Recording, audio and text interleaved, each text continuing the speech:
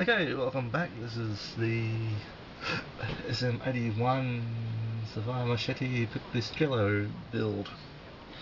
Now, when we last spoke, I think I didn't have much work done with everything built. So here she is now. She is finished with the building. Well, majority of the building anyhow. So we've got all the aerials on. One of the pitot tubes isn't on yet because I'm afraid of breaking that as I'm handling it, so I'll put that on ultra last. Got the torpedo mounts there. The torpedoes are built by sitting aside somewhere. The engines are also built and detailed. Just get one of the engines out. Don't know if that's coming through too well on the video, but there's a lot of wires there going through to behind it. It just looks like a mess. A bit of super glue chunked in there as well. I've had some problems mounting those wires onto it. Even though I drilled and super glued and dried everything, it still caused me a few headaches, so it's a lot better than the boring old plastic that it was before. Okay, the landing gear. Okay, when you build this, as I've had to do, the landing gear I actually had to tape down. So I taped down the fuselage joints first, which are a separate part. It's these little curved things here. Taped them down to mount the struts, which I then mounted onto the wheels themselves. And both sides had the same problem, where the markings on or the lines on the fuselage was to mount those things was wrong. I actually had to move it like about 4 mil forward. The rear ones were out of place. The front ones I used as a total guide, and the outside ones had to be slightly adjusted as well. So tape them down allows you a bit of movement to move everything backwards and forwards. Basically what I did as well was to put only on one half of the wheel covers. The inside half was glued on and allowed everything to line up. I used Revell glue there just to give you some time to work with it. Then followed up with a bit of Tamiya thin, which sets a lot faster and gives me a bit more strength there. The tyres are basically painted black and metallic colour as well. I can't remember what colour it was. Gunsy 28 I think it was. The wheels were then weathered with dry brushed dark grey to take that all black appearance off the tyres, and then hit with Tamiya weathering kit A. So basically I used the mud, sand and white sand in that order to weather up the wheels and to make it look like they've been fine and dirt and all that, so they came up quite well. Unfortunately I've had to mask them off to prepare for painting. So everywhere I basically masked off where I want to cover it. You'll notice that there's no masking over the fuselage windows. They're going to be filled in with crystal clear because the main fuselage windows, I've had too many kits like this. Airfix is notorious for it as well. They have dimples on both sides of the clear plastic, so unless I wanted to sit there and sand those out and polish them like crazy, it wasn't going to be worthwhile doing, so I just went stuff it. Use crystal clear. It's micro crystal clear. Got this stuff. We're using that stuff to make the windows later on once everything is set.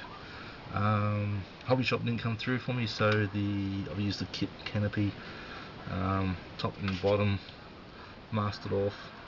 Now, word of warning, the bottom one, I have seen several different pictures right now, especially builds of the supermodel kit, and they show these windows in different arrangements. Some show an extra line going down the back, some show this as another window at the back. It's all over the shop, so just use your better good judgment. That's what I've done. So that's all sanded in, and we're ready to put primer coat on it. Now I've got a little wire hook which just fell down, which I'll put in through the undercarriage, rear undercarriage hole, and use that just to hang it up, so it's a lot easier to handle and paint as well. So yes, all in all, ready to rock and roll. So I'll come back shortly when I've got it. Okay, just back again from priming Pippistrello. Sorry, Pippistrello. I'll get it right one of these decades. Okay, a lot of the, let's get that out of there, my little hook there I just used before. Okay, as I was saying, a lot of the seams, case of what seams, so main wing, main fuselage, definitely looks good. Now I'm seeing some problems already. There's a panel line going around the engine nacelles here, and I never scribed around it. I was just going to leave it as is because I didn't think the panel lines that I scribed were going to be visible enough, and guess what, they are quite visible. So what I might do is let this sit for a couple of days and re-scribe. I'll scribe around those panel lines there. Yeah, top and bottom have to be done. And I overscribed on one wing, and I've got a bit of scribe line going across the engine nacelle, so I've got to fix that up and sand it back.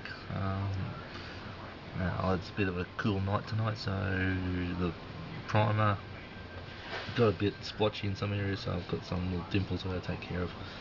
The rear surface, rear flying surface, you can see where I sanded, so I didn't do too good a job cleaning that sanding job.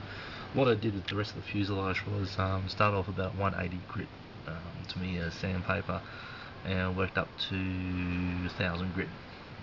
But I didn't do that at the back here, and as a result of it, that's really bad in there. Don't know if you can see it, but it's very fine scratches in there. Looking underneath, most of the wing is okay. Once again, I've got to fix up a few areas just by sanding it slightly back. I'll fix up those little dimples I've got thanks to the paint tonight. But yeah, once again, rear control surfaces scratched all the buggery. There's not much I can do to fix that. Hopefully I'll hide it with some paint work, see how I go.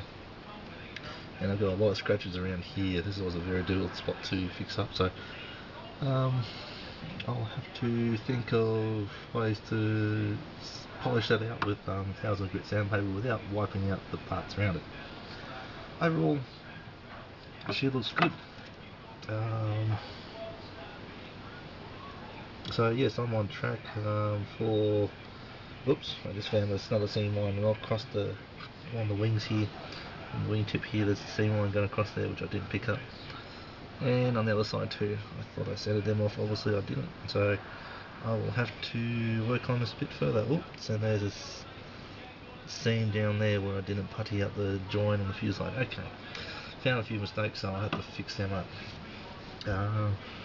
I can get that done within the next couple of days. It shouldn't take too much effort either. And then I'll start painting up the fuselage into some sort of colour. Don't know what I'm going to do yet. Going to be a multicolour, I know that much. Alright, so yes, I'll keep on working on this, and next update, hopefully those mistakes are being fixed up, and I'll lay some paint on it of some sort, or some colour.